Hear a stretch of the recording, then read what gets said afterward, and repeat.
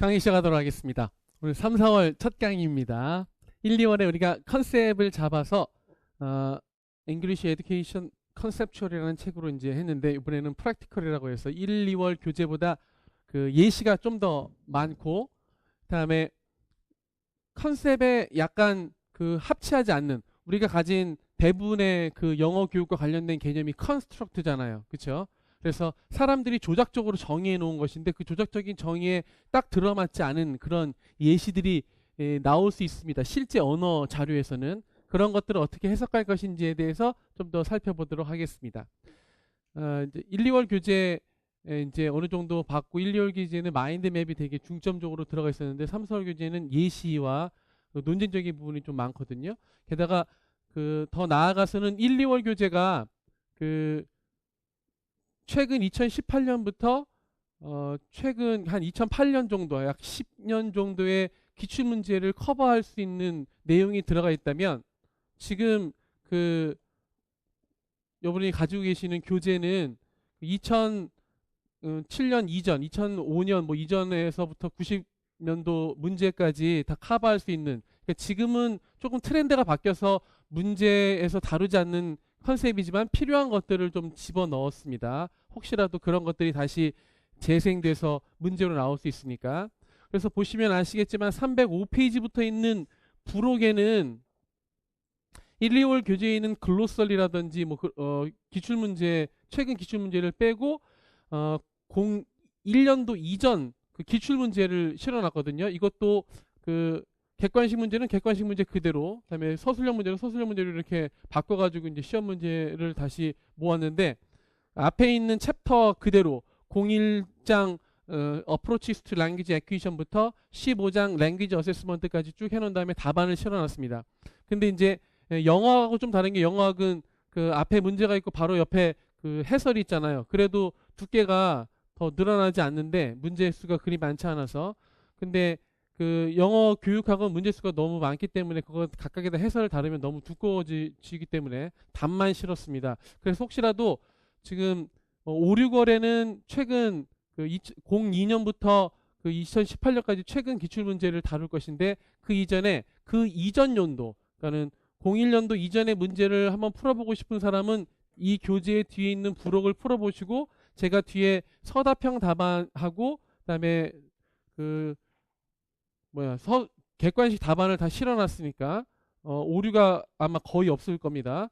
그래서 그 답을 맞춰보시면서 혹시라도 의문사항이 있으면 저한테 문의를 하시면 제가 다 답변을 해드리고, 아니면 직강학생들은 저한테 쉬는 시간에 물어보면 되겠고요. 문의를 하실 때는 제 이메일로 해주시면 됩니다. 미크 영어고 1024 숫자고, 그 다음에 카페에다가 글을 남기셔도 제가 성실하게 답변을 해드리도록 하겠습니다. 그러니까 부록 문제에 대한 질문, 특히 01년도 이전에 대한 문제는 지금 정도 하고, 그 다음에 5, 6월에는 그 이후에 2018년까지 문제를 이렇게 할 것이다, 이렇게 보시면 되겠습니다. 그 정도는 뭐 오리엔테이션 하고 바로 교재 12쪽 Approaches to Language Acquisition 들어가도록 하겠습니다. 그러니까 지금 교재의 구성은 1, 2월 교재하고 동일하게 챕터 구성이 되어 있는데 그 챕터 구성에서 약간 다른 소스의 원문을 실어 놓은 것이라고 보시면 되겠습니다.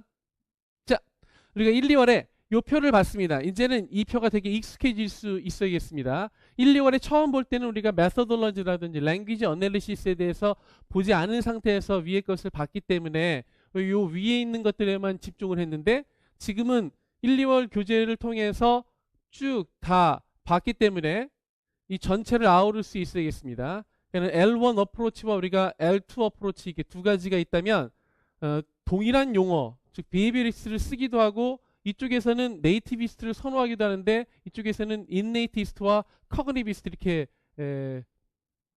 구분하기도 합니다.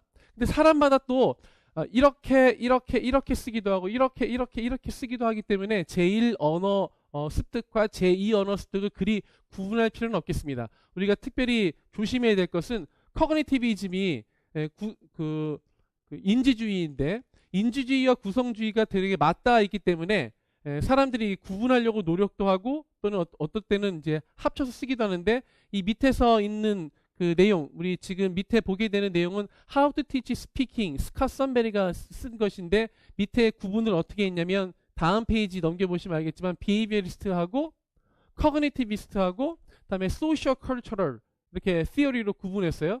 어떻게 됐든 간에 이제 이쪽 그 Behaviorist를 주장하는 측면과 이쪽 초기 Cognitivist하고 이쪽 비고츠키를 기반으로 하는 Social Cultural 구분이 이제 세 가지로 구분된다는 거, 이 정도로 기억하시면 되겠고, 다음에 이러한 것들이 랭귀지 어널리시스에서 비헤비어리스트들은 대조 분석 가설, 이쪽은 에러 어널리시스, 이쪽은 디스코스 어널리시스하고 컨버세이션 어널리시스인데 요거 두 개가 구분이 이렇게 클리어 컷하지는 않다는 거죠.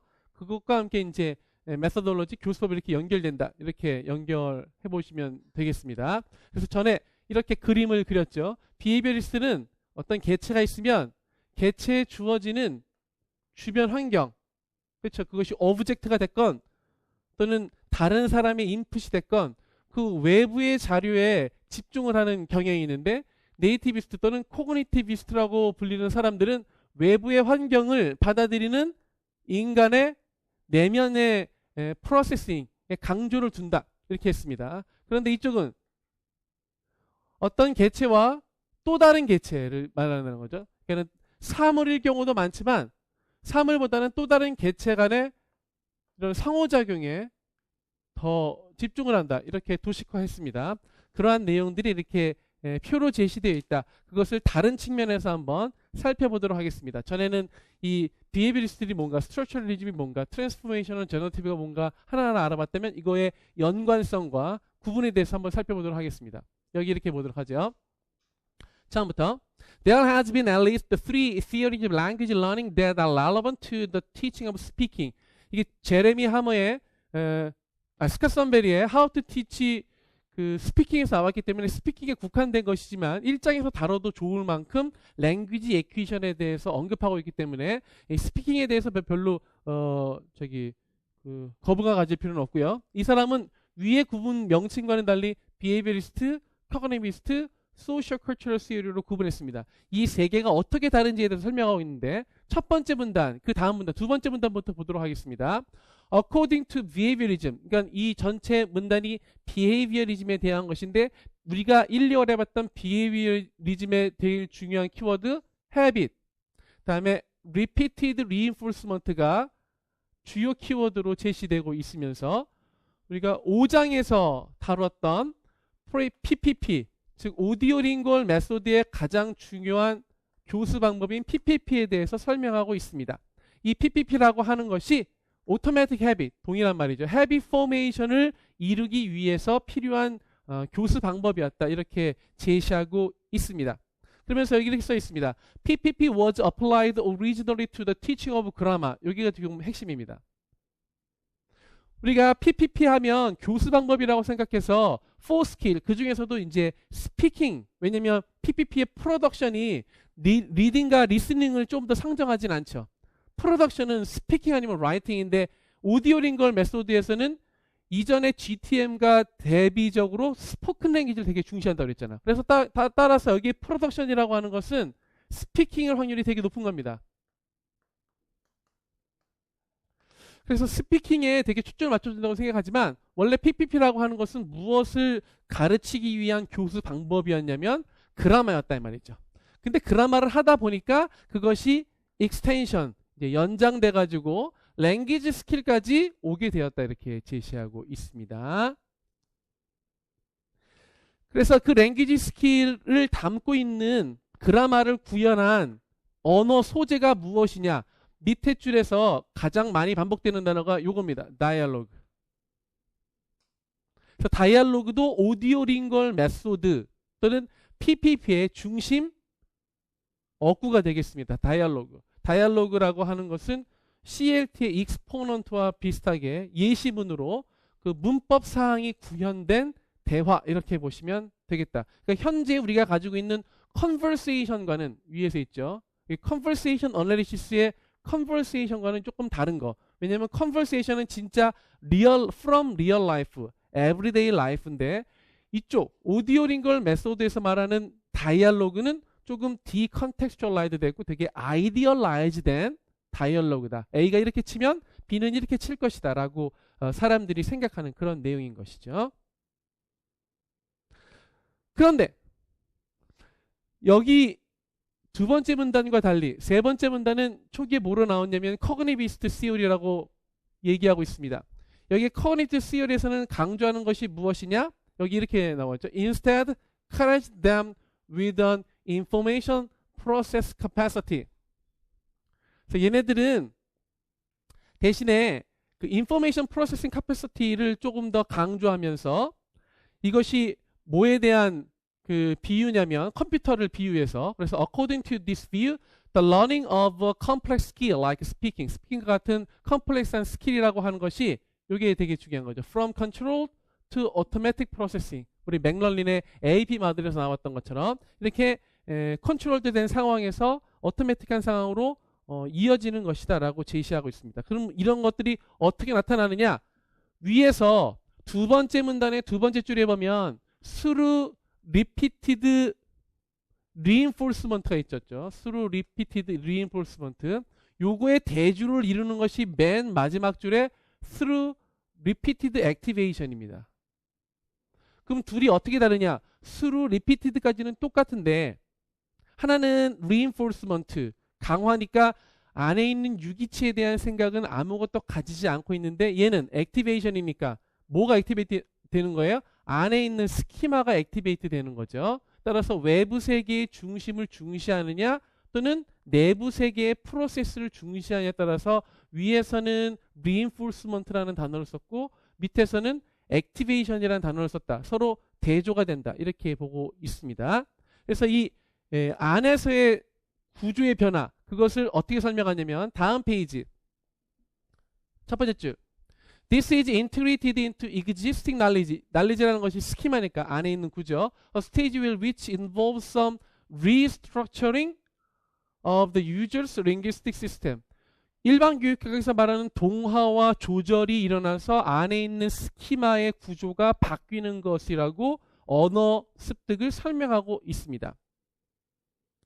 그렇게 된다면 then is readily available for use. 언제든지 사용할 수 있을 정도로 준비가 되는 것인데 그렇게 되면 나중에 자동화되어서 아주 최소한의 attentional control만 있어도 되게 된다. 그러한 상태를 뭐라 그러냐?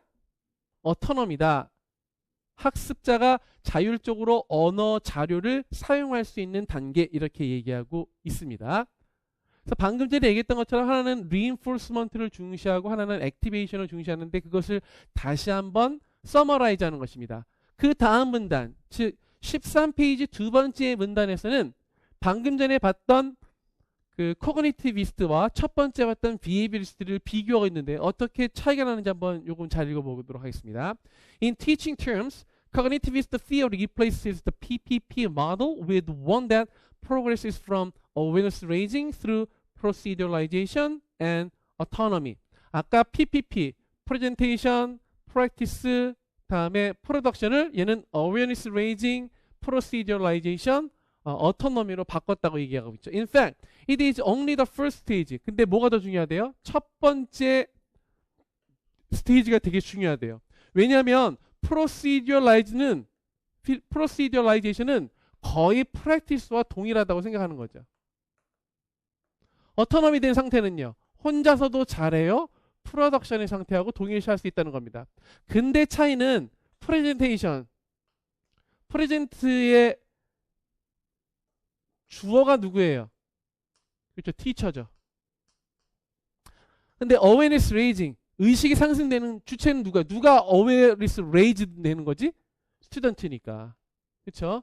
이 둘의 차이가 있다라고 하는 거죠. teacher centered에서 student centered. 나머지 활동은 똑같은데 그리고 명칭만 달라졌을 뿐이지 별반 차이가 없는데 여기 first stage에서 교사 중심의 프레젠테이션이냐 아니면 학습자 중심의 awareness raising이냐의 차이가 있게 된 것이다. That is significantly different in terms of the classroom practice. 실제 수업 현장에서는 그게 큰 차이다. 그래서 우리가 PPP나 이 Awareness Raising Proceduralized Autonomy의 Cognitivist View나 거의 비슷하다. 첫 번째 빼놓고. 그렇다면 이제 Awareness Raising이 되게 중요한 거잖아요. Awareness Raising이란 explicit focus on the rules of the system. language 시스템의 룰에 초점을 맞추는 것인데, whereas strict audiolingual practice insists on simply imitating model. 얘는 머릿속에 생각 없이 그냥 reinforcement로 그냥 조건 반사적으로 생물학적인 imitating을 강조한다면, 얘는 attention이 뭐야?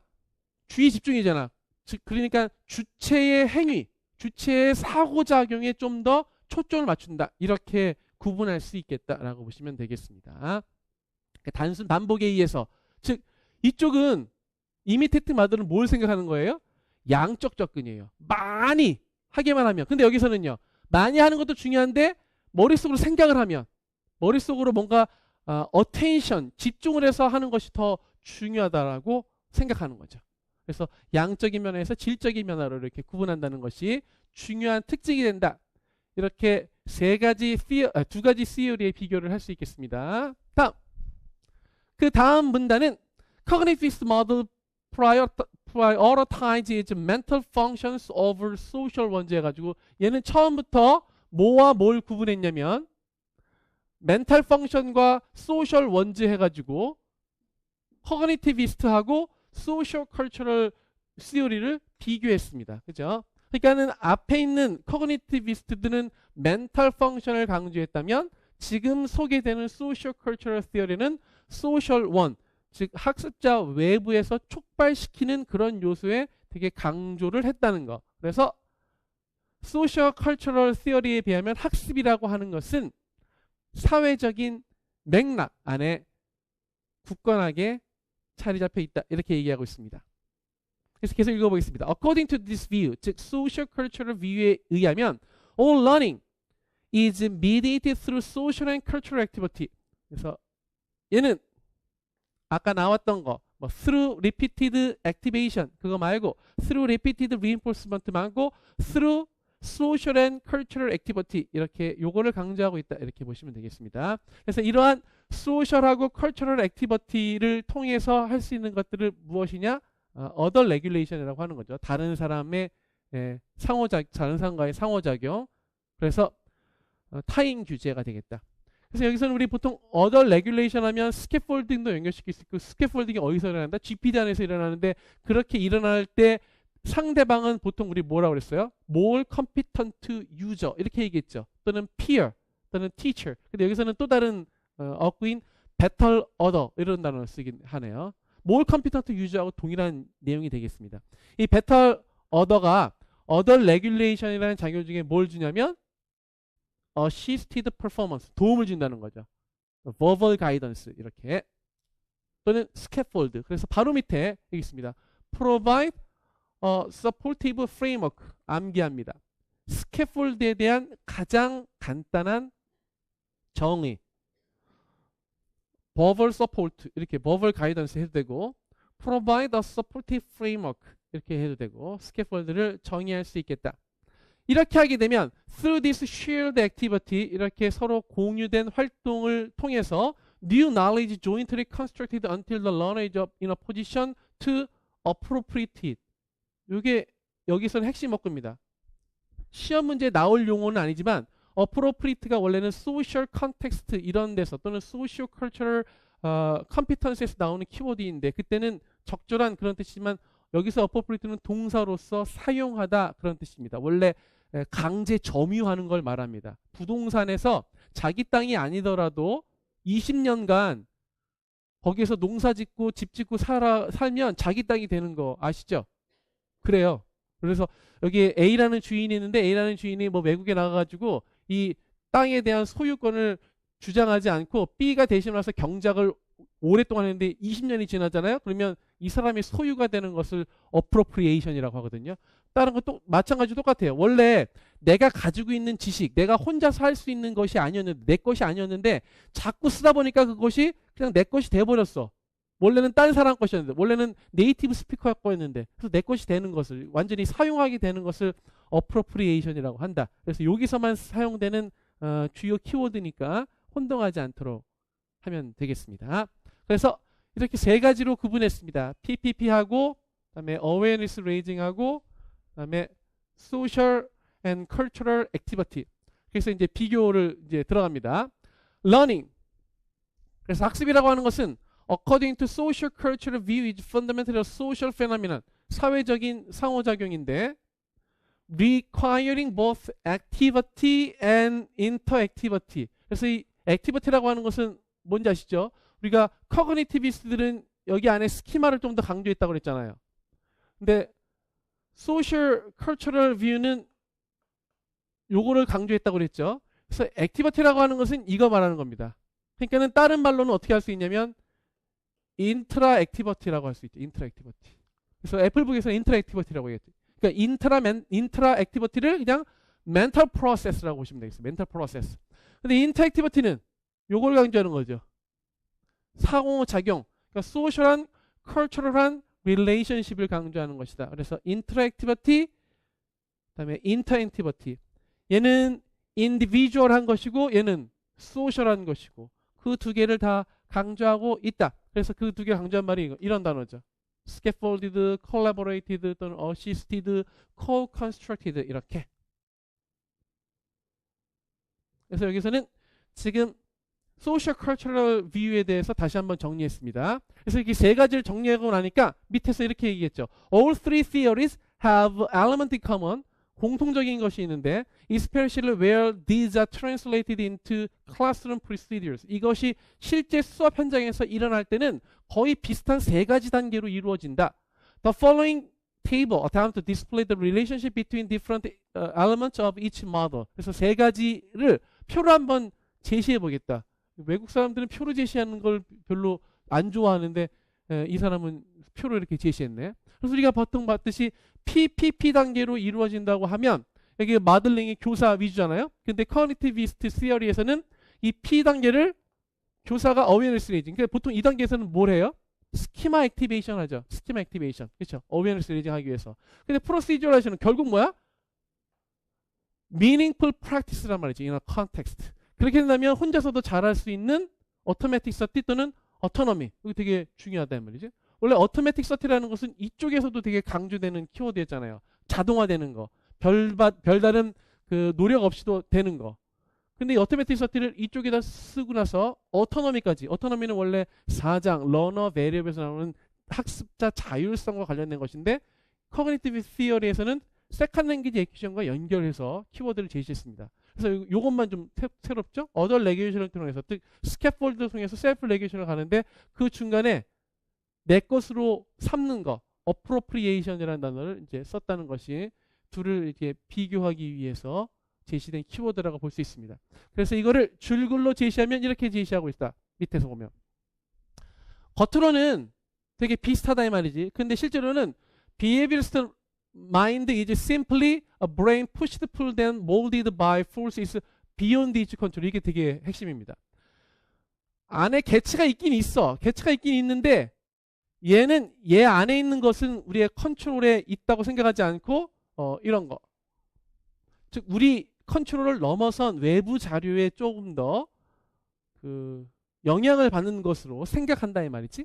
근데 the cognitivist mind is a computerized black box. 여기에서 뭔가 일어나는 거 잘 알지는 못하지만 블랙박스라고 생각해서 되게 busily process input into output. 인풋이 나가고 아웃풋이 나가고 이런 상호작용을 하는 그런 마치 컴퓨터와 같은 그런 작용이라고 좀 생각한다는 거지. 그래서 이 핵심은 processing, beyond its control. 근데 social cultural mind of network는 joint construct 해가지고 이 둘을 합친 거라 이 말이지. 이 둘을 합친 거. 그래서 세 가지 다 비슷한 상황이 일어난다. 뭔가 입력 자료가 제시되고 연습을 통해서 아웃풋이 일어나고 이런 작용은 비슷하지만 어디에 강조점을 두느냐, 나 이외의 것에 강조점을 두느냐, 내 안에 있는 것에 강조점을 두느냐, 또는 사람들과의 상호작용에 강조점을 두느냐에 따라서 서로 달라진다. 그러면서 아까 나왔던 여기 Automatic Sort하고 Autonomy를 어떻게 해석하냐면 맨 밑에 줄에서 이렇게 해석하고 있습니다. And each theory attempt to explain how this knowledge is integrated and appropriated into learner's existing system. 세 가지 모두 이론들이 어떻게 하면 새로운 지식, 그래서 언어 지식인 거죠. 언어 지식이 어떻게 내재화되고 그다음에 수용되고 그다음에 통합되고 그러는지에 대해서 설명하고 있는데, 그렇게 언어가 내 안에 내재화가 된다면 it is accepted that at least some of this new knowledge becomes available for use. 이러한 새로운 지식들이 쓰기에 이제 합당할 만큼, 가능할 만큼 바뀌어진다라는 거지.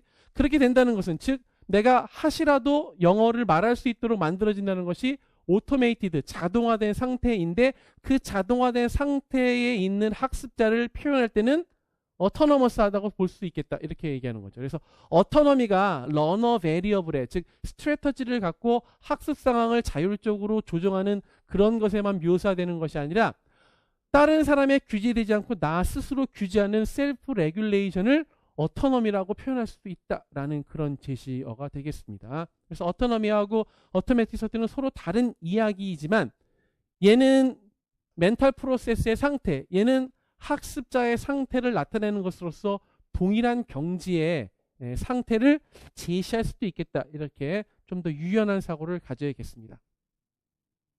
자, 그래서 조금 서로 연관된 자료를 바탕으로 세 가지 이론에 대해 살펴봤고, 역시 시험에 나오는 것은 constructivist 또는 social cultural theory니까 다시 한번 살펴보도록 하겠습니다. 키워드만 점검. 두 번째 줄에 보면 얘는 social하고 cultural process, 다른 사람이 지은 건데, 다른 사람이 쓴 건데, 이게 러닝 티칭에 나오는 짐 스크리브너가 지은 것인데, 쓴 것인데, 그래도 동일하게 키워드가 나타나죠. 소셜한 하고 cultural process를 강조한다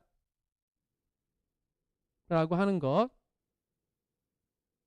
나머지는 뭐 읽어보시면 되겠고, 아까는 better, other 이런 단어를 썼는데, 이 문단 페이지 맨 끝에 보면 more competent adult 또는 more competent user 이렇게 나오죠. 다른 사람과의 그 협력, 뒤에는 peer까지 나오고 다음 페이지에 그것이 other regulation이다. 계속해서 타인 규제에 대한 설명하고 있습니다. 여기서도 이런 단어 썼죠. appropriate, 사용하게 되다, 점유하다, 뭐 이런 뜻이 되겠습니다. 그래서 이제 혼자서도 independently 또는 without mediation 되게 되면 self regulation 된다, 이렇게 보시면 되겠다. 그리고 전에 작년 같으면 이런 것도 시험에 나오겠어라고 우리가 보통 그 스치고 지나갔었던 건데, 이게 작년에도 있었던 그런 본문인데 이게 시험에 나온다는 거죠. 그러니까 조심해야 되겠다, 항상. 그쵸? 스펠링 잘 보시고. 근데 그런 그 other regulation이 일어날 때 효과적인 그 스페이스는 역시 Journal Proximal Development, GPD다. 2018년 기출됐던 얘기. 여기서는 뭐가 일어나느냐, 이게 Adult Guidance or Collaboration with more capable peer. 이게 핵심 없고 되겠다.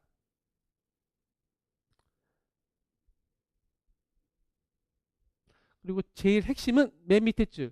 As the structure becomes internalized. 아까 internalized가 proceduralization 또는 automatic cert하고 비슷한 내용입니다. 내재화되면 이제는 혼자서도 잘하니까 어떻게 돼요? 다른 사람의 도움을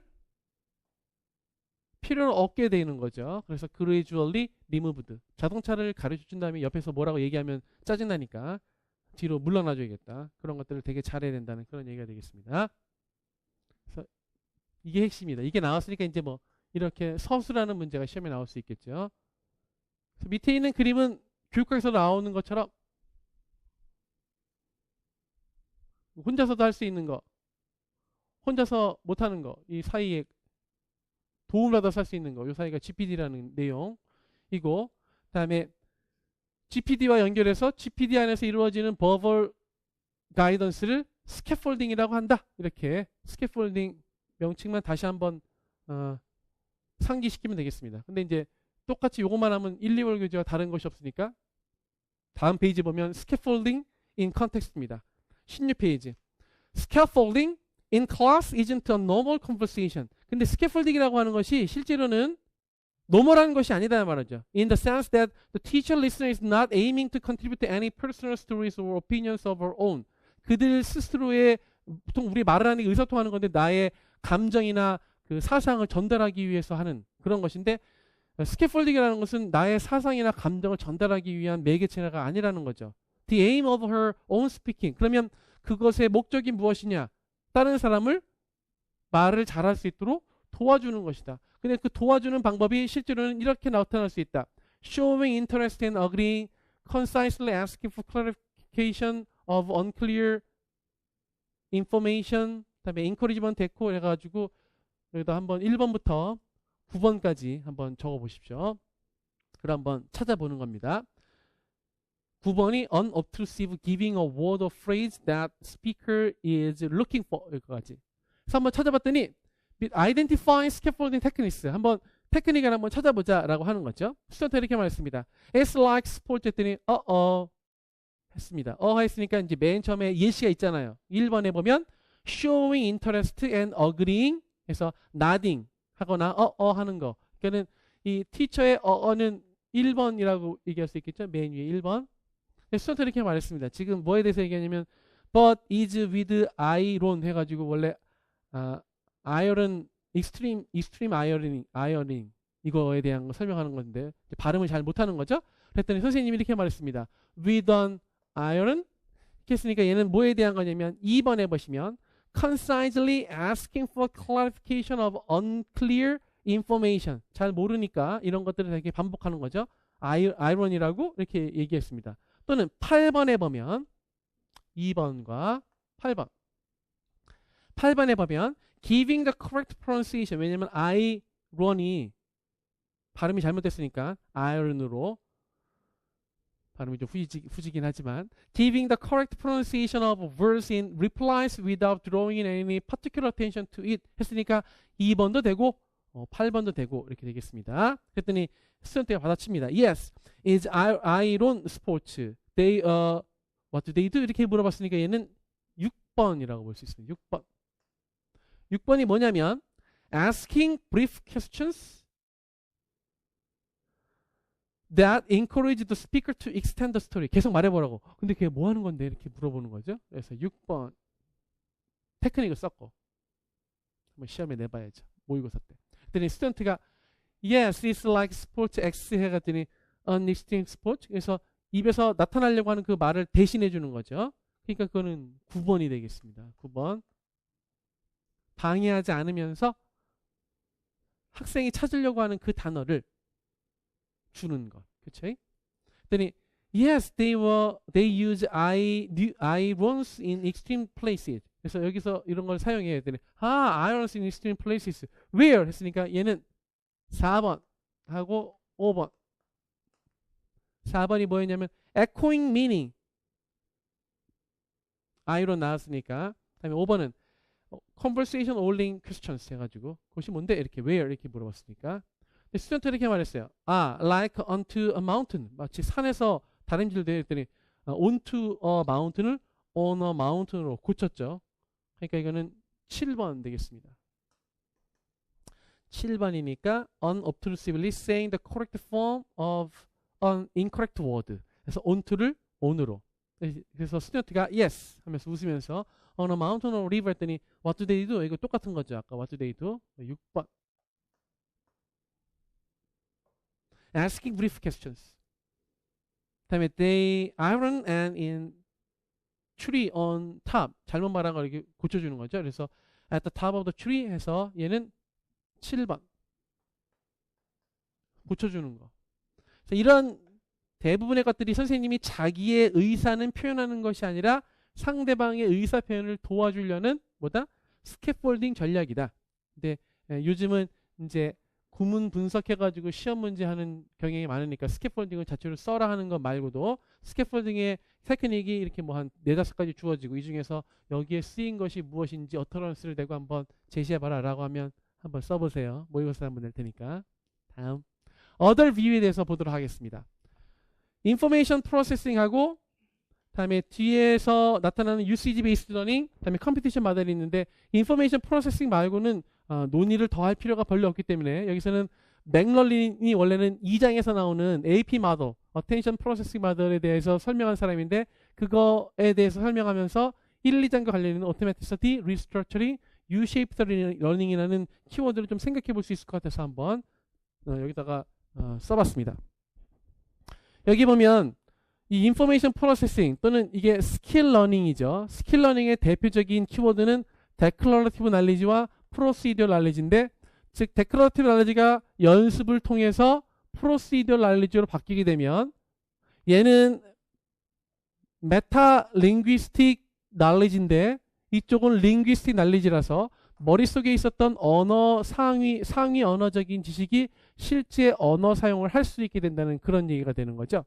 근데 밑에서는 약간 다른 얘기를 하고 있습니다. 살펴보도록 하겠습니다. 맥럴린이 뭐라고 얘기하고 있는지. 자, 맥럴린 note two concept of fundamental in second language learning and use, automaticity하고 restructuring, 재구조화라고 하는 것과 자동화라고 하는 것에 대해서 설명하고 있습니다. automaticity란 control over one's linguistic knowledge다. 언어에 대한 규제. 그래서 아까 automaticity하고 연결될 수 있는 것이 self regulation, regulation이 컨트롤과 비슷한 단어니까 연결해서 쓸 수 있는 것입니다. 근데 restructuring이란 무엇이냐? restructuring은 refers to changes made to internalized representation as a result of new learning. 새로운 학습에 의해서 머릿속의 구조가 바뀌는 것. 그래서 뭐라고 했냐면 changes that reflect restructuring. 이게 핵심입니다. discontinuous or qualitatively different from previous stage. 따라서 얘 말은 무슨 말이냐면 not quantitative입니다. 양적인 것이 아니라는 거죠. 양적인 것이 아니라. 그러니까 얘는 질적인 변화라는 것을 최초로 얘기하는 사람이 이제 그 삐아제잖아요. 삐아제는 네 가지 발달된 게 있는데 그 발달된 게 대가 질적이라서 양이 늘어난다고 질적으로 바뀌어지는 것이 아니다. 그러니까는 이게 양적인 것이 아니라는 거니까 뭐예요? 발달론적인 생각이라는 거죠. 그렇죠? 서로 다른 이질적인 구조로. 그러니까 뭔가 머릿속에 다른 구조가 일어나는 겁니다. 그러니까 일반 교육에서 말하면 뭐예요? 동화 조절이 일어난다는 거죠. 그래서 동화 조절을 리스트러처링이라고 할 수 있고 맨 밑에 줄 또는 리올거나이징이라고도 얘기할 수 있다. 재구조화. 그걸 한번 보도록 하자라는 거죠. 왜 질적인 변화가 일어나는지. 다음 페이지 보면 이렇게 얘기하고 있습니다. 첫 번째 줄에 mere addition of new elements, 새로운 자료가 더해진다고 하는 그것만으로 리스트럭처링을 구성할 수 없다. 그러니까는 이 말이 바로 이 말이죠. 양적으로 자료가 늘어난다고 해서 사람의 머리 구조가 바뀌는 것이 아니다. 질적인 변화다라고 하는 거. 이 질적인 변화라는 것을 이따가 예시 자료와 함께 설명하도록 하겠습니다. 자, 맨 처음에 오토매틱 서티에 대해서 얘기하려고 합니다. 오토매틱 서티는 어떤 상태냐? 루틴하게 다루어질 수 있는 상태다. 루틴하게 다루어질 수 있는 상태. 그래서 여기 있죠. 루틴하게 다루어진다는 것은 되게 미니멀한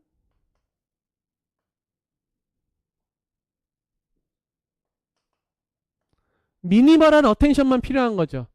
별로 머릿속으로 에너지를 쏟을 필요가 없는 거지. 그러니까 나머지 사람이 머리가 이렇게 지능이 이 정도 있는데 어떤 때는 말을 하기 위해서 이 정도를 썼었는데 지금은 말을 하기 위해서 이 정도만 쓸 수 있다면 나머지 요소, 나머지 리소스이즈는 다른 것에 사용될 수 있으니까 편한 상태가 된다는 거죠. 그래서 그걸 한번 보자는 거예요. 어떻게 사람들이 오토매틱 서티가 일어나게 되는지 한번 살펴보자. There are a number of ways automatic sati can be conceptualized.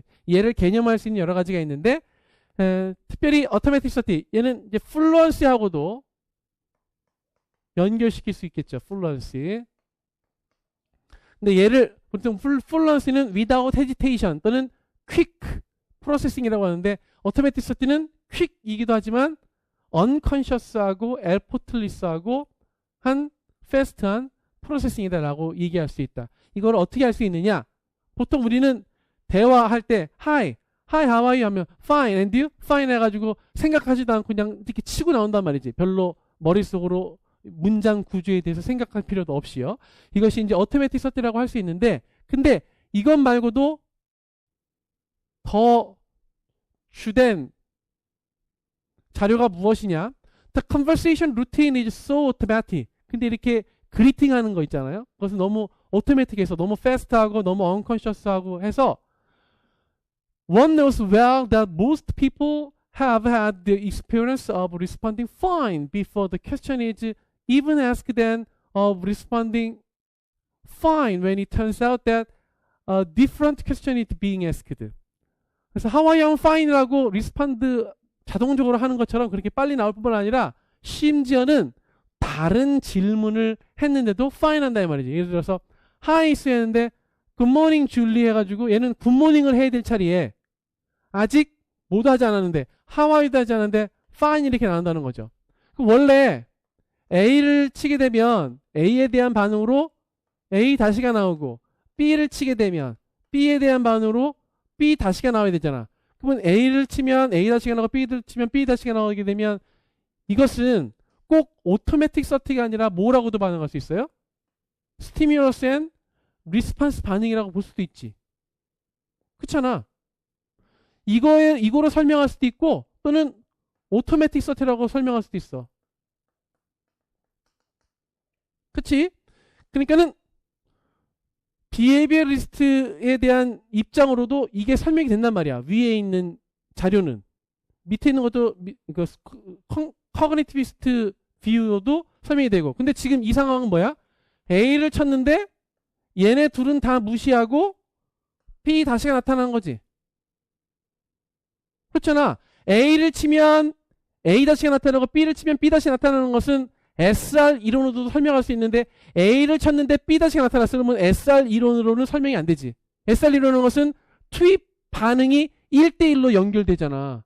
근데 얘는 안에서 뭔가 생각한다는 거지. 그러니까 오토매틱 서티에 대한 반응이 된단 말이지. 위의 예시는 커그니티비스트나 또는 비헤이비어리스트나 둘 다 설명이 가능한데 밑에 있는 얘는 커그니티비스트의 설명으로만 설명이 가능한 자료라는 거지. 그래서 뭔가 머릿속에 프로세싱이 있구나라고 하는 것을 반증해 준다는 거죠. 머리에 보이진 않지만. 그렇죠? 그래서 언어 자료 분석이 되게 중요하다. 그래서 우리는 현재 비헤이비어리스트 생각을 가지고 있지 않다. 다음 제일 중요한 요번에 이제 첫 시간에 제일 중요한 거 리스트럭처링은. 자, 리스트럭처링은 무엇이냐? 아까도 말했지만 양적 변화가 아니라 질적 변화야. 어디에서 일어나는? 머릿속에서 일어나는. 근데 보통은 from inefficient to efficient, 비효율적인 것에서 효율적으로 이렇게 가게 되는데 항상 그런 것은 아니다.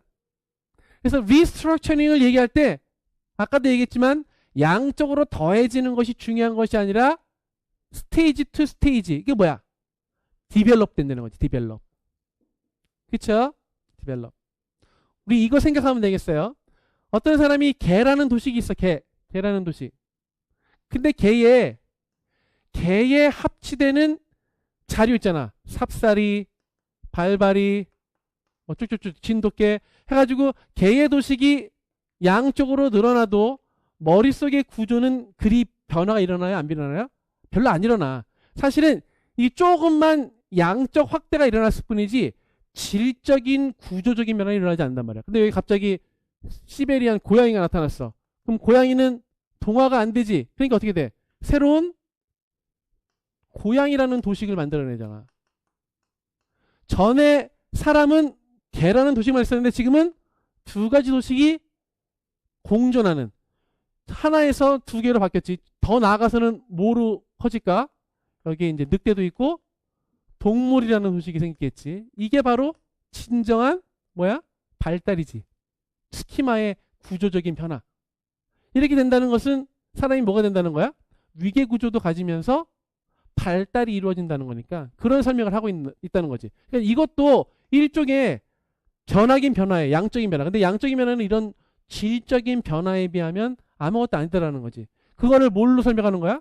밑에 있는 언어 자료로 설명하는 거라고. 봐봐. 사람의 언어 발달을 보니까 처음에 계속 뭐만 사용해? 노라는 부정어로 모든 부정을 다 해. 그것이 임퍼러티브, 즉 명령문이 됐건 또는 인디커티브 또는 서술문이 됐건 상관없이 다 no로만 쓴단 말이야. 그러니까 이 사람은 만약에 I am come이 있다 그러면 이것에 대한 부정을 I am no come 하겠지. 보지 않고도 어떻게 알 수 있어? 이렇게 아무것도 구분하지 않는 사람에게는 양이 하나 더 늘어난다고 다른 패턴을 보이지 않을 거라고 얘기할 수 있으니까. 이게 바로 양적인 변화의 대표적인 맹점인 거야. 양으로 아무리 많이 쳐도 뒤에 컴이 아니라 뭐 플레이가 나오더라도 또는 no로 가지 말고 no go, no study 뭐 이렇게 하더라도 어떻게 됐든 간에 계속 no가 나타났다는 거지. 그러니까 머릿속으로 어떻게 돼? 새로운 자료가 오더라도 다 no로 처리하게 되니까 질적인 변화가 일어나지 않는 거지. 양쪽으로 늘어날 뿐이야. 그렇지? 그런데 그러다가 이렇게 생긴다는 거지. 어떻게 돼? I am no go, no 룩 하다가 don't가 일어나기 시작해. 그런데 시스테매틱하진 않지. 왜냐면 여기서 don't가 나타났다면 여기도 don't가 나타나야 되는데 그냥 하나가 더해졌을 뿐이지. 그냥 mere addition이야, addition. 아, no 말고 don't도 negation을 이루는 하나의 요소가 그냥 mere addition. quantitative. 그러다가 이거 봐라. I am no고 I am don't에서는 별로 차이가 나지 않는데 이제는 일관성 있게 명령문에서 don't를 쓰네. 일관성. 이때부터 뭐야? 시스템이 생긴 거지. 아, 요거는 요거를 하는 거야. 전에는 이거 먹고 다 뒤집어치 됐다가 요때는 요것만 쓰는 거구나. 하지만 뭐야? 나머지 요소에는 아직 시스테매틱이 일어나지 않지. 그러다가 이제는 완전히 시스테매틱하게 나타나는 시기가 된다 이 말이야. 그걸 이렇게 설명한다 이 말이지. 자, 봐봐. 이거 되게 중요해.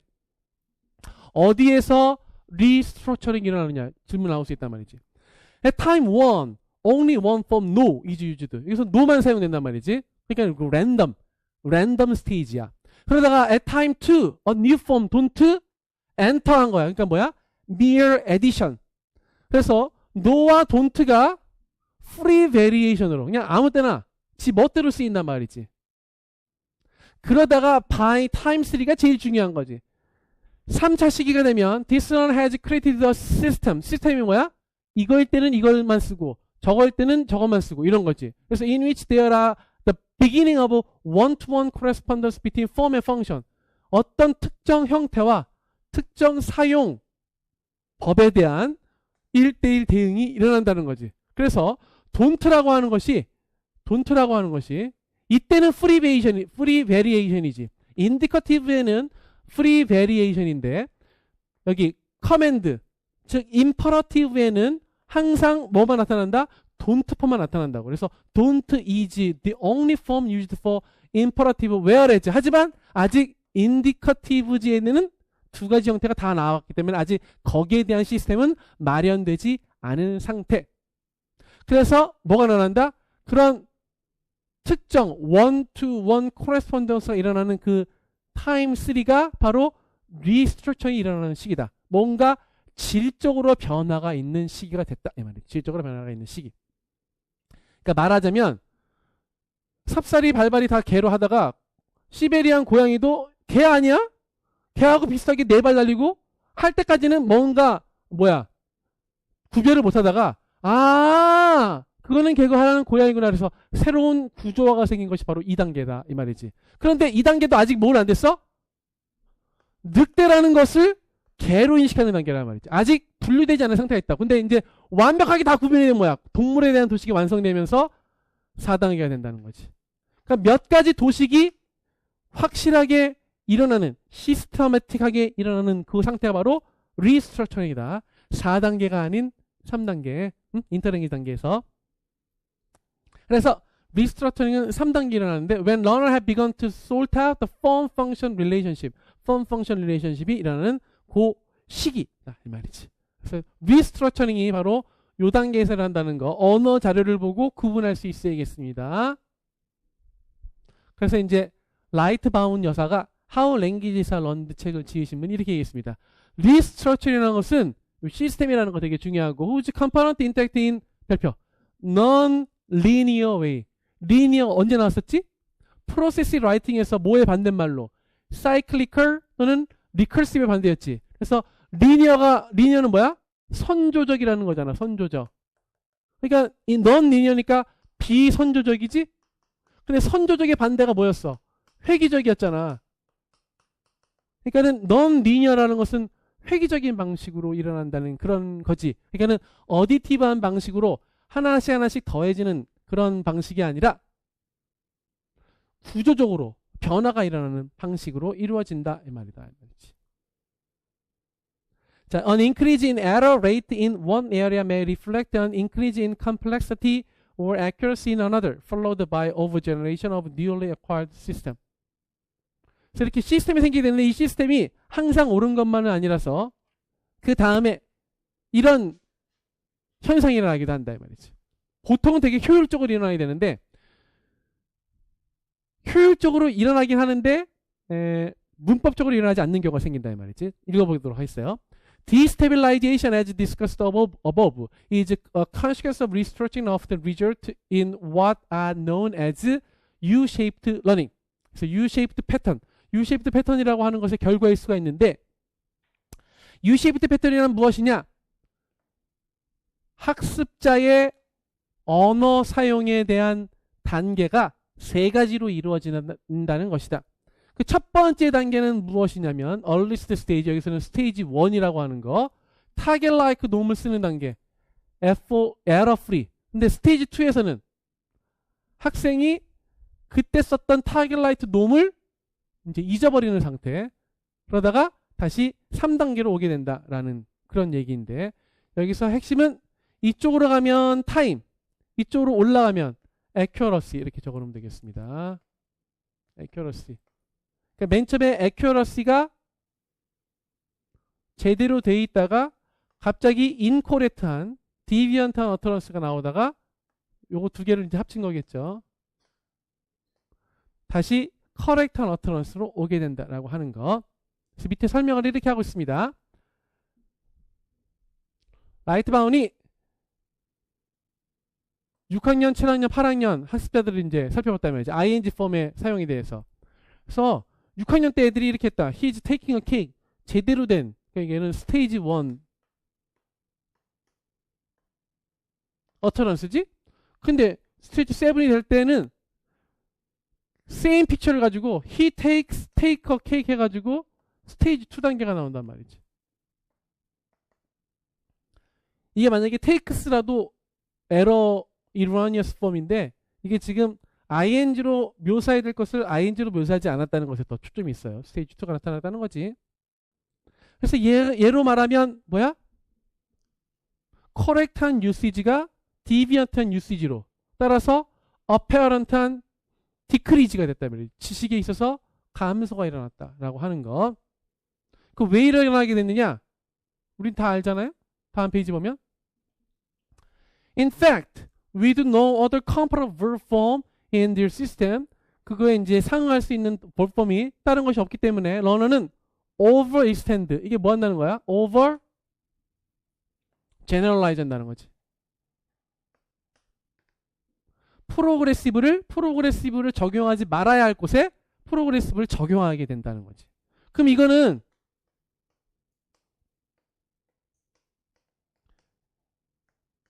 efficient라고 할 수 있는지 한번 생각해 보도록 하겠습니다. 보세요.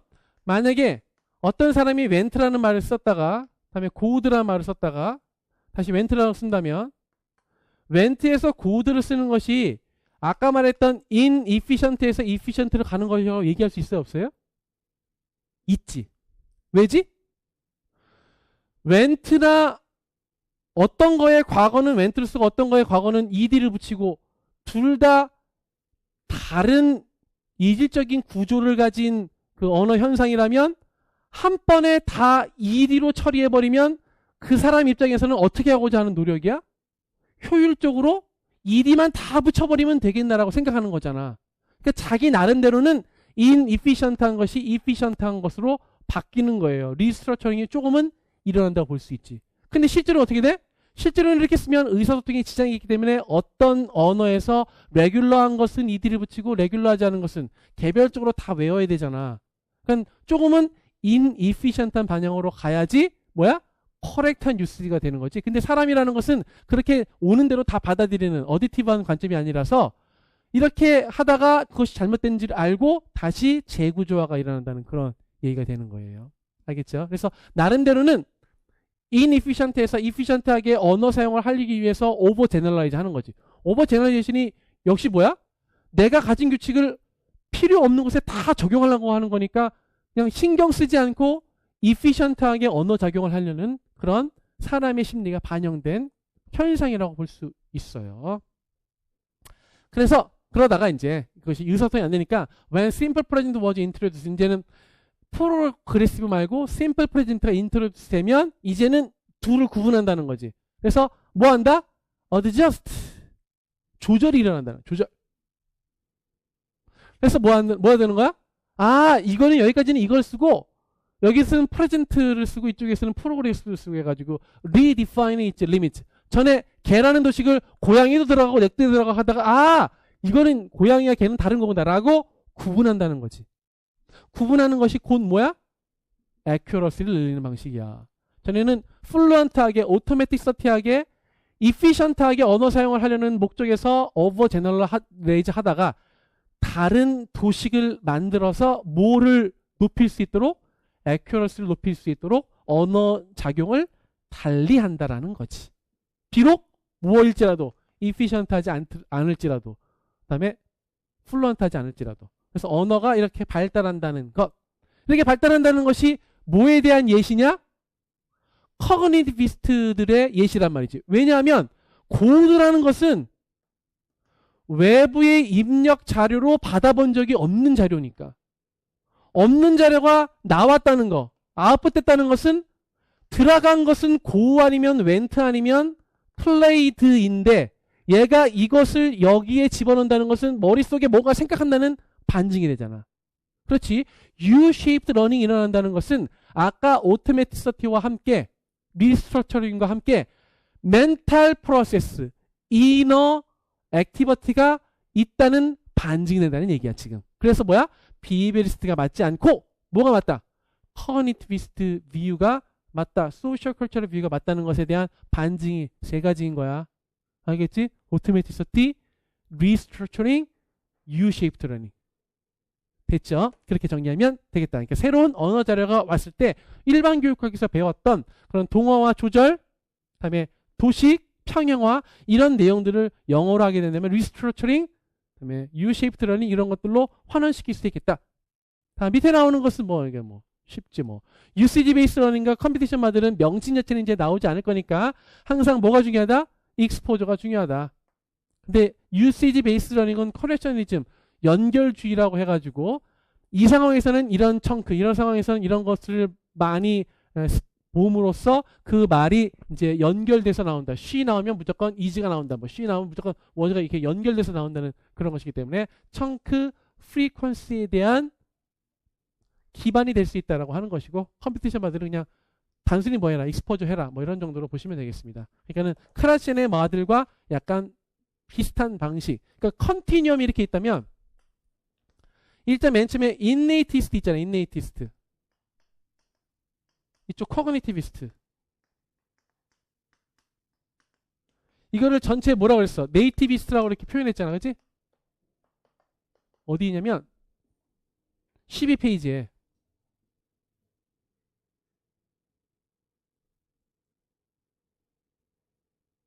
나오잖아.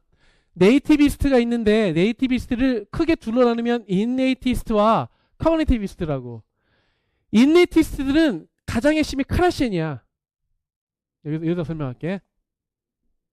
네이티비스트들을 큰 컨티뉴움으로 보면 이쪽 좌측 극단에 있는 사람이 크라시엔이야.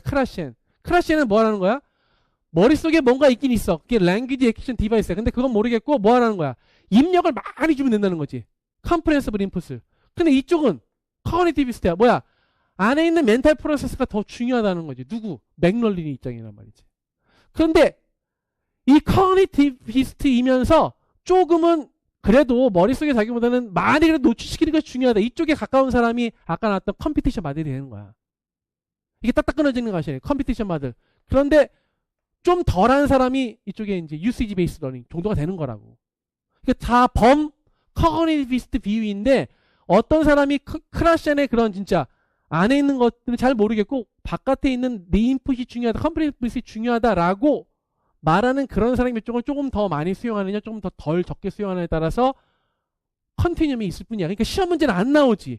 왜냐하면 지금 우리는 얘와 얘의 비교만 거의 하면 되는 것인데 네이티브 스타일에 이거 구분하고 이 커넥티브 스타일에서 이 차이를 구분하는 거 시험 문제 안 나온단 말이야. 그러니까는 주요 키워드가 커그니티비스트들은 exposure, frequency, chunk 이런 것들과 연결되어 있다는 정도만 알면 된다 이 말이지. 더 논의를 확대해 볼 필요가 없어. 실익이 없단 말이야. 실익.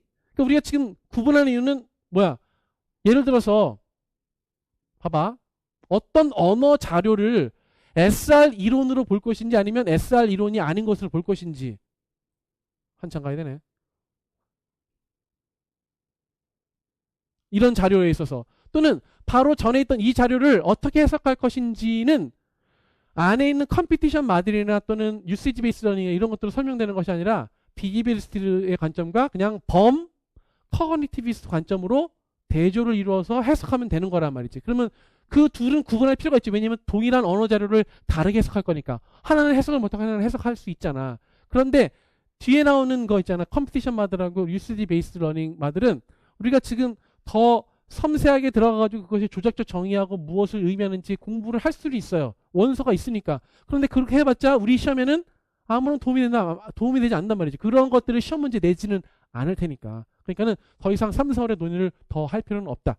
논의를 더 하는 것은 요거에 대한 그 논리적인 기술, 요것만 보시면 되겠다 이 말이에요. 네. 이렇게 해서 21쪽까지 봤고, 잠깐 쉬었다가 22쪽, 이제는 본격적으로 크라셴의 5가지 하이퍼시스, 그래서 Models of Second Language Acquisition 여기서부터 보도록 하겠습니다. 잠시 쉬겠습니다.